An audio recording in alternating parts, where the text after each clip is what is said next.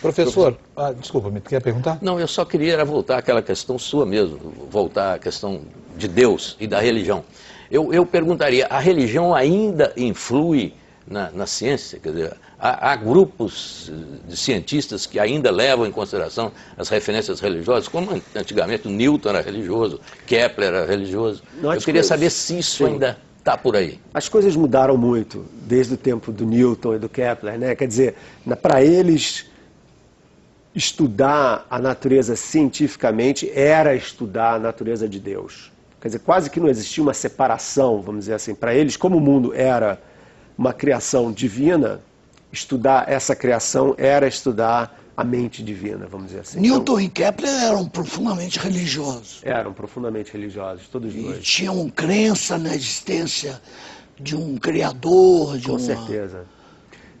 O Newton, ele passou mais tempo estudando a Bíblia e tentando datar eventos bíblicos usando ciência do que fazendo física.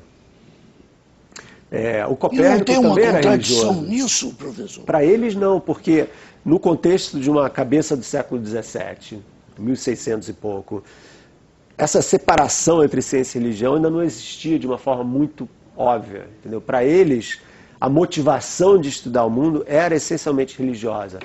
No caso do Newton e no caso do Kepler, ambos cristãos. Mas aí vamos acelerar um pouquinho e você vai para o Einstein. Tá? Então já no século XX. Né? O Einstein também era uma pessoa religiosa. Ele se dizia uma pessoa profundamente religiosa, só que absolutamente não dentro da religião organizada. Nenhum culto monoteísta, cristão, judaico, muçulmano, nada disso. Agora, mas ele procurava, né? Ele procurava um princípio universal. Exatamente. Mas dá para ler o Einstein também como um grande pensador ateu, que usa Deus como metáforas. O Einstein era ateu, mas ele era profundamente espiritual. Então, ele não acreditava necessariamente num Deus que criou o mundo, mas ele dizia que existe uma intenção religiosa no estudo da natureza.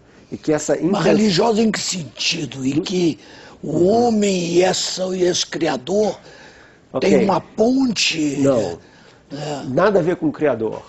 Nada? Nada a ver com o Criador. Para ele, o essencial era a relação do homem com o mistério. O senhor falasse sobre a busca do Einstein do princípio universal. Voltando a isso, então.